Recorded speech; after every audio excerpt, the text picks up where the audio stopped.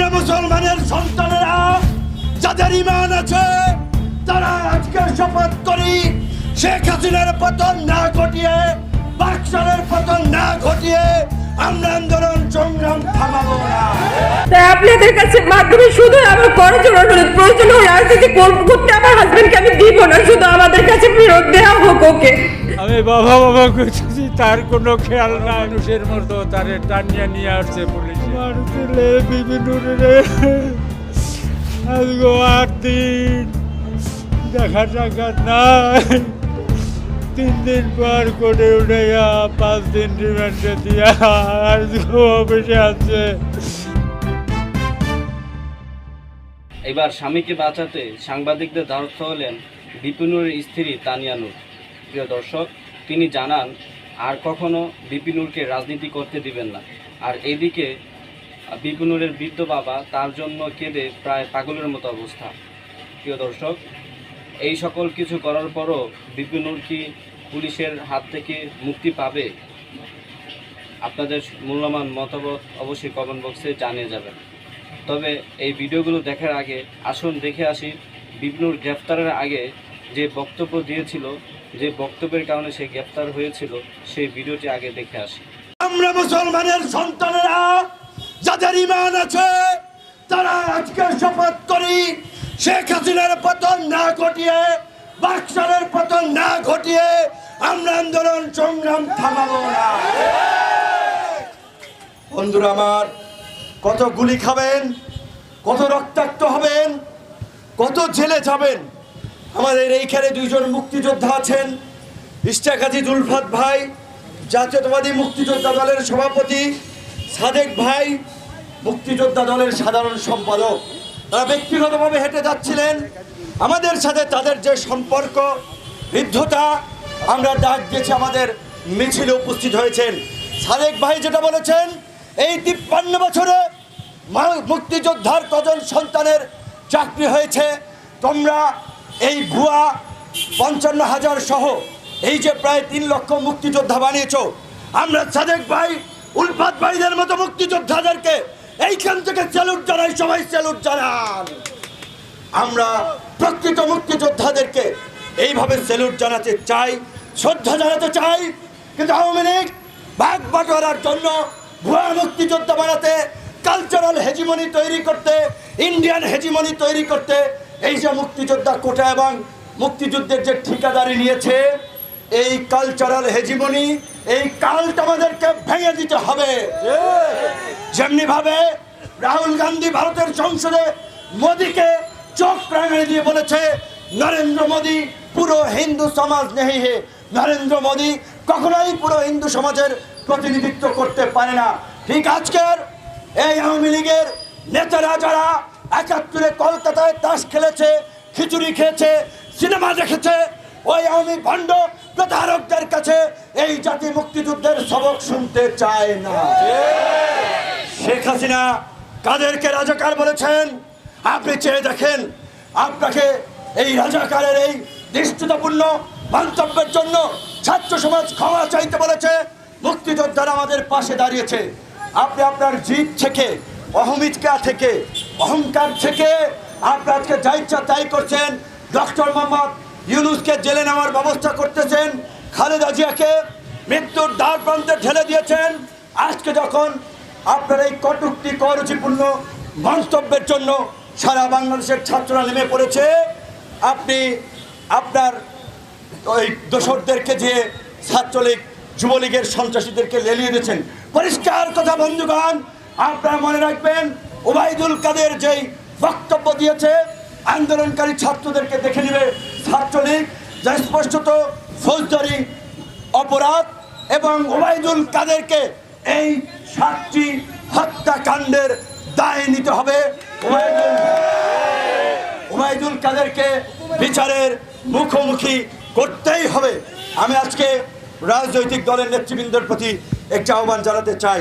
এইখানে রাজনৈতিক দলের নেতৃবৃন্দ আছেন, আরও যারা শুনবেন, দেখেন গত 1.5 দশক ধরে আপনারা রাজনৈতিকভাবে যেই প্রতিরোধ করতে পারেন নাই, ছাত্র সমাজ, সাধারণ ছাত্ররা সারা বাংলাদেশ থেকে সেই প্রতিরোধ করে দিয়েছে। কাজেই এই প্রতিরোধের মধ্য দিয়ে আমরা যদি এই ছাত্র জনতার ঐক্য গঠিত হয়েছে, আজকে ছাত্র জনতার ব্যানারে এই কালো পতাকা মিছিল গায়েবানা জানাজা হচ্ছে। এই ফ্যাসিস্ট শক্তিকে যদি পরাজিত করতে না পারি, কয়েক যুগের জন্য বাংলাদেশ ফ্যাসিবাদের কবলে পতিত হবে, তা কিন্তু আমরা জানি না। বিএনপির কার্যালয়ে অভিযান চালিয়েছে, নাটক করেছে, জাতির দৃষ্টি ঘোরাতে, মানুষকে বিভ্রান্ত করতে, ককটেল নিয়ে, বোমা নিয়ে নাটক করেছে। বিএনপি সহ সমস্ত রাজনৈতিক দলের নেতা কর্মীদেরকে বলবো, আমাদের এই মুক্তিযোদ্ধাদের উপস্থিতিতে অনেক আগেই আমাদের মুক্তিযোদ্ধারা বলেছে, বাংলাদেশে বর্তমান এই সরকার যেভাবে দেশকে একটা চরম বিপর্যয়ের দিকে নিয়ে গেছে, স্বাধীনতা সার্বভৌমত্বকে হুমকির মুখে ফেলেছে, সারা দেশে আজকে পুলিশ প্রশাসন, সামরিক বাহিনী, আইন আদালত, কোথাও কোনো চেইন অফ কমান্ড নাই, শৃঙ্খলা নাই, সর্বত্র নৈরাজ্য। কাজেই এখন আমাদের প্রয়োজন দ্বিতীয় মুক্তির সংগ্রাম। এই দ্বিতীয় মুক্তির সংগ্রামে ছাত্ররা সূত্রপাত ঘটিয়ে দিয়েছে। সামরিক বাহিনী, পুলিশ বাহিনী, বিচার বিভাগ, সমস্ত প্রশাসনের ভাই বন্ধুদেরকে বলবো, জিয়াউর রহমানকে যেমনিভাবে 7ই নভেম্বর এই সিপাহী জনতা জিয়াউর রহমানকে নিয়ে সিপাহী জনতার বিপ্লব করেছিল, আজকে আগামীর নতুন বাংলাদেশ বিনির্মাণ করতে প্রশাসন, সামরিক বাহিনী, পুলিশ বাহিনী, জনগণ সকলকে সম্মিলিতভাবে এই দ্বিতীয় মুক্তিযুদ্ধ সফল করতে হবে। আপনাদের সকলের আগামী কর্মসূচিগুলোতে অংশগ্রহণ এবং সর্বাত্মক প্রতিবাদ এবং প্রতিরোধ গড়ে তোলার আহ্বান জানিয়ে আমার বক্তব্য শেষ করছি। আমরা তাৎক্ষণিকভাবে আজকে 3টি দল উপস্থিতভাবে এখানে উপস্থিত হয়েছি। পরবর্তীতে সবাইকে আমরা আহ্বান জানাবো, এইভাবে দলের নাম ভুলে যান, নেতার নাম ভুলে যান, জনগণের পাশে সবার আগে বাংলাদেশকে রক্ষা করার জন্য রাজপথে দাঁড়িয়ে যান। আল্লাহ হাফেজ। আমি বাবা করছি, তার কোনো খেয়াল না, মানুষের মতো তারে টানিয়ে নিয়ে আসছে পুলিশ। আমার ছেলে বিপিনুরের আজকে 8 দিন দেখা টাকা নাই, 3 দিন পর করে উঠাইয়া 5 দিন রিমান্ডে দিয়া আজকে অফিসে আছে। আমার বাবার দাম জীবনের কিছু নাই। সরকার রাজনীতি করা বন্ধ করে দেখ, দেশের সমস্ত মানুষের কোনো রাজনীতি দেশে চলবে না। এই সময় দেশের রাজনীতি বন্ধ করে দেখ, দেশে একনায়কতন্ত্র গঠন করিয়া দেখ, আমাদের কোনো আপত্তি নাই। আমরা যে অবস্থায় আছি এই অবস্থায় থাকবো। আমার বংশ বুনিয়াদির মধ্যে কোনো মামলা মকদ্দমা নাই, আমরা কোনো মামলা মকদ্দমা ছুঁয়ে দেখি নাই। আর আজকে ঢাকা ভার্সিটিতে লেখাপড়া করিয়া ঢাকা ভার্সিটির ডাকসু হইয়া তখনও 20-22 বার হামলার সম্মুখীন হয়েছে। আজকে তাকে অ্যারেস্ট করে আবারও রিমান্ড দেয়। এর চেয়ে মানুষ মারিয়া হালান ভালো, কবর দেওয়া ভালো, জ্যান্ত কবর দেওয়া ভালো। শারীরিক নির্যাতনের চেয়ে দুনিয়ার বুকে আর কিছু নাই, পরকালেও নাই। সাহেব যে দেখলেন যে মানে কোনো তাকাইতে পারতেছে না, খোঁড়ায় খোঁড়ায় আসতেছেন, আসলে কি হয়েছে মনে করেন আপনি দেখে? মানুষ জানতে চায়, দেশবাসীর কাছে বলতে হবে। কি জানবে, জানিয়ে কি করবে? আমার ছেলে তো এরকম আছিল না, তারে যখন রিমান্ডে দিছে, তখন যখন কোর্টে উঠাইছে তখন সে দিব্যি ভালো মানুষ। আজকে 5 দিন রিমান্ডের পর কোর্টে উঠাইছে, সে চলতে পারতেছে না, তাকে পুলিশে হাত ধরে জাগাইয়ে নিতেছে, তার কোনো সারা শব্দ নাই। সে নিস্তব মুমূর্ষ অবস্থায় মরা মানুষের মতো তারে টানিয়ে নিয়ে আসছে পুলিশে। আপনি দেখতে পাইছে তখন? আমি তো সাথী এরকম পাশে, আমি বাবা করতেছি, তার কোনো খেয়াল নাই, দুনিয়ার কোনো খেয়াল নাই। সে তাকাইতে পারে না আমার দেখে, আমি বাপ নাকি, এই বোধ শক্তি তার শরীরে নাই। এভাবে কি হইতে পারে তার উপরে নির্যাতন? কি নির্যাতন, নির্যাতনের শেষ নাই যা দিছে। এতে একটা সুস্থ মানুষ এভাবে অসুস্থ হয় না।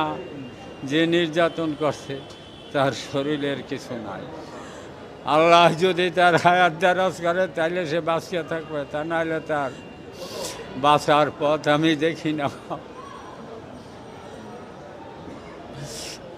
আপনার ছেলে তো এর আগেও বিভিন্ন জায়গায় হামলা শিকার হয়েছে, মায়ের খেয়েছে। এই হামলা আর এই হামলা এর সাথে কোনো তুলনা নাই। এই হামলার লগে তুলনা নাই। হামলা হয়েছে, 5টা বাড়ি দিছে, 2টা কিল ঘষে দিছে। এরাই কি হয় তার 100 গুণ বেশি এই হামলা রিমান্ড। কিভাবে নিয়ে গেছে, কিভাবে গ্রেফতার করলে? ওরে তো গ্রেপ্তার করছে আজ 8 দিন, 9 দিন না নাকি 8 দিন। বিপিনুরের তার মহানগর প্রজেক্ট ডিবলক 6 নম্বর রোড থেকে তার বাসা থেকে তাকে রাতের অন্ধকারে 7-8টা গাড়ি বিভিন্ন টিমের গিয়া বাসায় থেকে তাকে গ্রেপ্তার করে নিয়ে যায়। আমরা তার কোনো অনুসন্ধান পাই না। 3 দিন পর তার অনুসন্ধান পাই ডিবির কার্যালয়। আমরা ডিবির কার্যালয়ে গেলে বলছে আমরা তা জানি না। 3 দিন পরে তাকে ডিবির কার্যালয় গনে জেল হাজতে পাঠায়। আজকে এই 8 দিনের দিন, আজকে শুক্রবার, তাকে ঢাকা দায়রা জজ কোর্টে চিফ ম্যাজিস্ট্রেট কোর্টে হাজির করার সময় আমি তাকে দেখি সে মানুষের মতো নাই, একটা ঘুঘুর মতো হয়ে গুজে রয়েছে, হাঁটতে পারে না। পুলিশ তাকে 2 দিকে গনে হাত ধরে হাসরাইয়া টানিয়া কোর্টের ভিতরে ঢুকাই দিচ্ছে। তার করুণ দৃশ্য আমি বাবা বাবা করে কান্নাকাটি করে, কিন্তু তার বোধ নাই যে কে কান্নাকাটি করে। আমি তার গায়ে হাত দিছি যে আমার দিকে ফিরিয়া তাকাই পারে না। আর করুণ দৃষ্টি কিছু নাই। আল্লাহ তুমি রহম করো, তুমি রহমান রাহিম।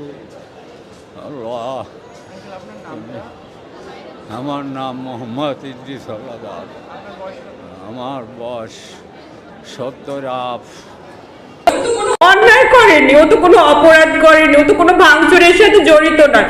ও শুধু নৈতিকভাবে ও তো ওই ডাকসুর থেকে উঠে আসছে, ওই ছাত্র আন্দোলন থেকে 2018 ছাত্র আন্দোলন নেতৃত্ব ও দিয়েছিল। সেই জায়গা থেকে ও একটু হয়তো সাপোর্ট, মানে নৈতিকভাবে সে সাপোর্ট করছে ছাত্রদের এই আন্দোলনটা। বাট ও তো এই সন্ত্রাসী কার্যক্রমের সাথে কোনোভাবে জড়িত না। বাট ওকে বারবার ওই জায়গায় স্বীকারোক্তি নেওয়ার চেষ্টা করা হচ্ছে যে ওইগুলোর সাথে জড়িত, মানে মিথ্যা মামলা দিয়ে ওকে বারবার। আর এটার মানে বলা হচ্ছে যে ও নাকি নির্বাচনে যায়নি কেন, ও কেন বিভিন্ন দেশে বিভিন্ন এম্বাসিতে যায়, যেহেতু ও এক ডাকসুর সাবেক ভিপি আর একটা দলের প্রধান হিসেবে বিভিন্ন রাজনৈতিক দল, বিরোধী দল, তারা তো প্রত্যেকটা এম্বাসিতে তাদেরকে ইনভাইট করলে তারা তো যায়, সে জায়গায় মানে করে। এটা তো তার কোনো অপরাধ না। বাট কেন জানি না, এই উত্তরগুলো আমার কাছে নেই। তো আপনাদের মাধ্যমে শুধু এতটুকুই আমি বলতে চাই, আমার স্বামীর উপরে যেন এই নির্যাতনগুলো বন্ধ করা হয়। ও তো কোনো অপরাধ মানে, আর আমার সন্তানদের আমার মানে লাইফের এই সময়গুলো যেন কেড়ে নেওয়া না হয়। ওকে যেন মানে আমার সন্তানরা, বিশেষ করে আমার বড় বাচ্চাটা যখন স্কুলে যায়, হয়তো স্কুলে ও জায়গায় ওর ওই যে এর আগে কয়েকটা ঘটনা ওর লাইফে ঘটে গেছে। আর 5টা সাধারণ বাচ্চা যেভাবে বড় হয়, ওদেরও তো অধিকার আছে সেই সাধারণভাবে বড় হওয়ার, কিন্তু সেটা তো একটা বাচ্চার বা একটা মানুষের লাইফ থেকে কেড়ে নেওয়ার অধিকার তো কারণ নাই। তাহলে কি এই দেশে জন্মগ্রহণ করাটাই কি আমাদের পাপ হয়ে গেছে? জানি না। তো আমি শুধু এতটুকুই অনুরোধ করব, আপনাদের মাধ্যমে বা উপর মহলে যারা আছেন, বোনের শারীরিক নির্যাতনটা আপনারা বন্ধ করুন। ও যেন রাজনীতি আমার দরকার নেই, আমার রাজনীতি করতে হবে না, কারণ আমি খুব নিম্ন মধ্যবিত্ত পরিবার থেকে উঠে আসা নুরও তাই। আমাদের খুব চাওয়া পাওয়ার কিছু নেই। হয়তো নৈতিক জায়গা থেকে ওর মনে হচ্ছে দেশের রাজনীতি মানে সে জায়গা থেকে কথা বলছে, হয়তো সে কথাটাকে মানে খুব অন্যায় কিছু তো ও বলেনি। তো মিথ্যা এই জিনিসগুলা দিয়ে একটা মানুষের জীবনটাকে, তার পরিবারটাকে ধ্বংস করে দিবেন না আপনারা। আমার ছোট বাচ্চাটা খুবই অসুস্থ, ওর বারবার ট্রিটমেন্টের দরকার হয়, ফলো আপের দরকার হয়। আমি জানি না সব বাচ্চারাই হয়তো তার বাবার জন্য খুব পাগল থাকে, বাট আমার বড় বাচ্চাটা যখন বলে মা তুমি রাগ করো না, আমি আমার বাবাকে একটু বেশি ভালোবাসি, তো এই জিনিসগুলো আমার নিতে খুবই কষ্ট হচ্ছে। ও ঘুমায় না, বাবা কখন আসবে, প্রতিদিন ওর অপেক্ষা, যারা যতটাই হোক খুব রাত জাগে ও ওর বাবার জন্য। বাবা যখন আসবে তখন সে ঘুমাবে বাবার সাথে। তাই আপনাদের কাছে মাধ্যমে শুধু আমার করার জন্য অনুরোধ, প্রয়োজন ও রাজনীতি করতে আমার হাজবেন্ডকে আমি দিব না, শুধু আমাদের কাছে ফেরত দেওয়া হোক ওকে। ও তো কোনো অন্যায় করেনি, ও তো কোনো অপরাধ করেনি, এতটুকুই শুধু বলা। ওর শারীরিকভাবে যে নির্যাতন করা হচ্ছে, ওর যেন চিকিৎসার ব্যবস্থাটুকু করা হয়, ওকে যেন একটু চিকিৎসা সেবাটা দেওয়া হয়। ওকে বারবার মানে নির্বাচনের ওর মেইন এটাই হচ্ছে, তারা বারবার বলছে যে বারবার তাকে নির্বাচনে নেওয়ার চেষ্টা, বাট সে যায়নি কেন, সে অ্যাম্বাসিতে যায় কেন। সো এই জিনিসগুলোকে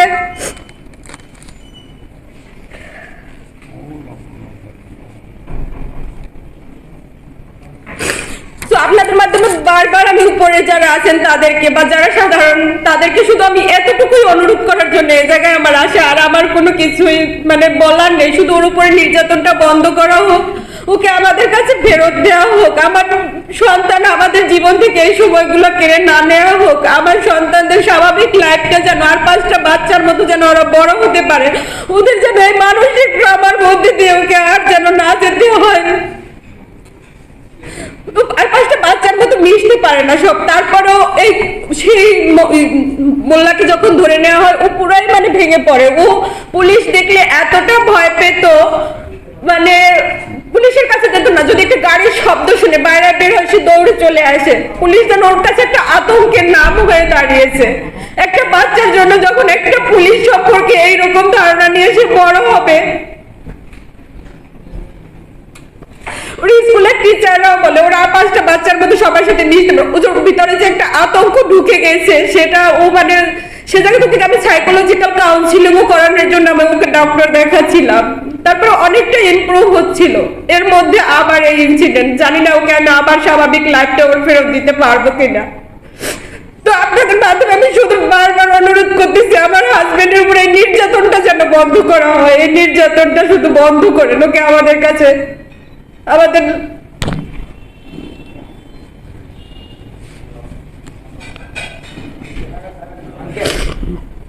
আমি আর কথা বলতে আমার খুবই কষ্ট হচ্ছে এখন, বিশেষ করে আমার সন্তান দুটোর মুখের দিকে তাকে। আর আমার অনাগত সন্তান এই অবস্থায় একটা মানুষ গেলে তার উপরে যে শারীরিক মানসিক এখন আমার অবস্থা আমি জানি না, আবার আর একজনকে আমি সুস্থ স্বাভাবিকভাবে পৃথিবীতে আনতে পারবো কিনা সেটাও আমার শঙ্কা। আমার নিজের মানে ডায়াবেটিস, হাই লেভেলের ডায়াবেটিস, ইনসুলিন নিতে হয়। তো এই দৌড়ি মানে ওকে এখন একটা মানে কোটপাড়ায় যাওয়া বা জেলখানায় যাওয়া একটু খোঁজ নেওয়ার মতো একটা মানুষও আমাদের এখন নেই। ছোট ভাইটা ছিল, ওকেও ধরে নিয়ে যাওয়া হয়েছে যেহেতু। এখন এই সম্পর্কে আমার শ্বশুর নূরের বাবা একটু বলবেন। তো আপনাদের মাধ্যমে আমার শুধুই অনুরোধ যেন একটু মানে করা হয়, যেন উপর মহল